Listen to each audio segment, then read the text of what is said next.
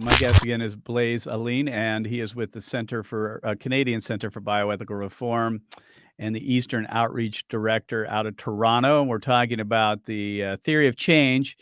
And Blaise, I want to get to the question of increased vandalism and pro-abortion violence. In America, we're seeing this an uptick because of the likelihood of overturning Roe versus Wade. Just this past Saturday, Planned Parenthood organized rallies across America. The bans off my bodies, I guess, was the title. What they don't understand is not about their body, but I'll digress for now. But this is something now they're calling for a summer of rage. A summer of Right. rage. And I thought to myself, I don't think I'd want to name it that, even if it was. But it's kind of not very good messaging. If you want to tell people you're enraged, I'm not sure they're going to really want to listen to you. But hey, whatever. So they're going to have a summer of rage, and for good reason. We are at Create Equal. A lot of folks in the movement are concerned about this uptick. In Canada, it's much worse. I mean, you guys run into this routinely. If you would, let's spend the last couple of minutes talking about how you guys have handled this, because in Canada, it's a lot different than in America. We still have a lot of, I guess, I don't know how to best put it. The country's very divided on this topic, where in Canada, like you say, there's hardly any laws, if any, and you have experienced personally attacks, physical attacks, and other things. So, if you would tell us how you guys are handling that and what your suggestions would be for activists here in the United States. Sure. Yeah. I mean, it differs place to place in Canada, but in Toronto and in a lot of places around Toronto, we've realized we can have it quite rough sometimes, and we have to deal with a lot of pro-choice violence and vandalism. Just yesterday, our internship team was out and had, two signs folded up and signs spat on, and like there were just a litany of incidents. We've And is developed that protocols. routine for you guys?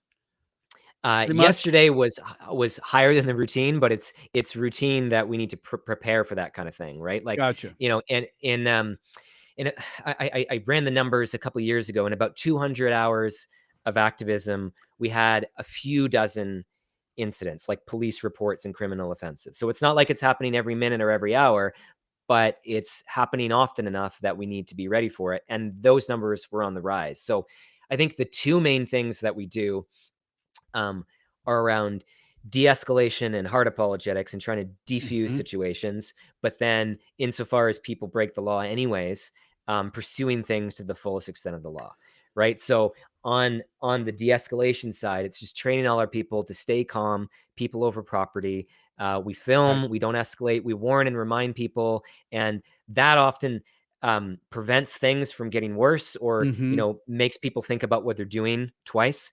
Right. But when things when people don't listen and they still break the law, it's just a zero tolerance policy. So we pursue everything to the fullest extent of the law. I remember hesitating and filing a police report a few years back, and I did anyways, and the guy got arrested. I thought, there's no way I'll know who he is. The police knew, right? So it's just like zero tolerance. We always file the police reports. We always follow up to the fullest extent of the law, because that's going to deter pro-choice violence more than anything else.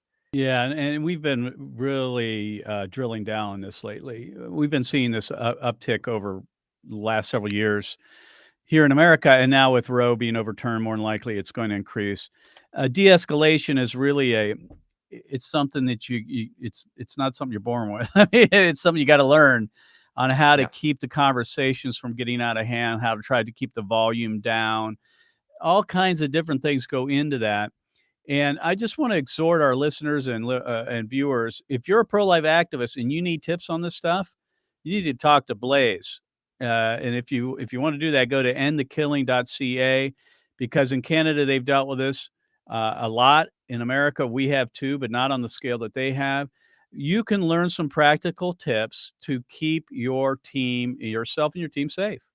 And that's something that we've all got to be thinking about as things get, escalate a little bit. Uh, Blaise, when it comes to prosecution, do you guys wear, body cameras up there? Is that illegal?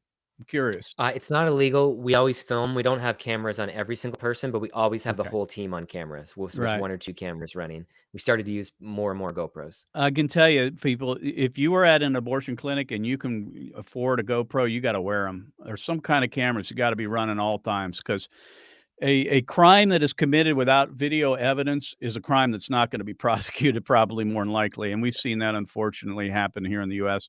We got about 30 seconds left, Blaise. I'd like you to wrap it up. From a Canadian looking across the border to the United States, if you would, give us some encouraging words as we, look towards a post-Roe America. Well, first of all, it's encouraging for us to see all the progress that the pro-life movement in the United States is making. But, even in a place like Canada where there are no abortion laws, when we bring effective tactics, the abortion victim photography and the Mm, human rights apologetics, every day we see people's minds change, right? mhm, Even the most pro-choice places, we can see that shift mhm. in public opinion. So I just say keep up that great work because day by day we can rescue children, rob the abortion industry of victims, and rescue children from death. I agree, and we're looking forward to having you as part of our internship this summer. Again, I've been speaking to Blaise Alleyne from the Canadian Center for Bioethical Reform. Blaise, thanks for being on the show. Thanks so much for having me.